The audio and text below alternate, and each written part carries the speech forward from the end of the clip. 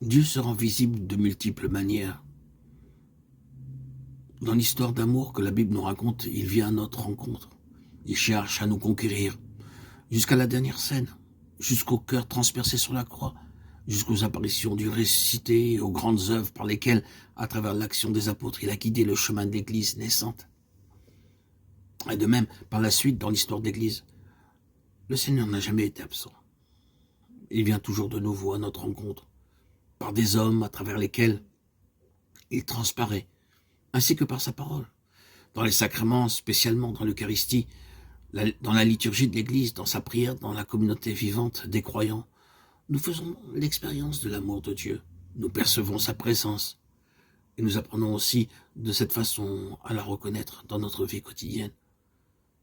Le premier nous a aimés et continue à nous aimer le premier. C'est pourquoi nous aussi nous pouvons répondre par l'amour. Dieu ne nous prescrit pas un sentiment que nous ne pouvons pas susciter en nous-mêmes. Il nous aime, il nous fait voir son amour et nous pouvons l'éprouver. Et à partir de cet amour premier de Dieu, en réponse, l'amour peut aussi jaillir en nous. Dans le développement de cette rencontre, il apparaît clairement que l'amour n'est pas seulement un sentiment. Les sentiments vont et viennent. Le sentiment peut être une merveilleuse étincelle initiale, mais il n'est pas la totalité de l'amour. Au début, nous avons parlé du processus des purifications et des maturations à travers lesquelles l'éros, l'amour, devient pleinement lui-même, devient amour au sens plein du terme. C'est le propre de la maturité de l'amour, d'impliquer toutes les potentialités de l'homme et d'inclure, pour ainsi dire, l'homme dans son intégralité. La rencontre des manifestations visibles de l'amour de Dieu peut susciter en nous un sentiment de joie qui naît de l'expérience d'être aimé. Mais cette rencontre requiert aussi notre volonté et notre intelligence.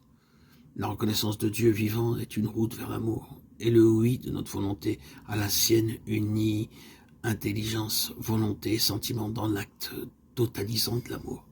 Ce processus demeure cependant constamment en mouvement. L'amour n'est jamais achevé ni complet, il ne se transforme au cours de l'existence et il mûrit, et c'est justement pour cela qu'il demeure fidèle à lui-même. Vouloir la même chose et ne pas vouloir la même chose, voilà ce que les anciens ont reconnu comme l'authentique contenu de l'amour. Devenir l'un semblable à l'autre, ce qui conduit à une communauté de volonté et de pensée. L'histoire d'amour entre Dieu et l'homme consiste justement dans le fait que cette communion de volonté grandit dans la communion de pensée et de sentiments. Ainsi, notre vouloir et la volonté de Dieu coïncident toujours plus. La volonté de Dieu n'est plus pour moi une volonté étrangère que les commandements m'imposent de l'extérieur, mais elle est ma propre volonté sur la base de l'expérience que, de fait, Dieu est plus intime à moi-même que je ne le suis à moi-même. C'est alors que grandit l'abandon en Dieu et que Dieu devient notre joie.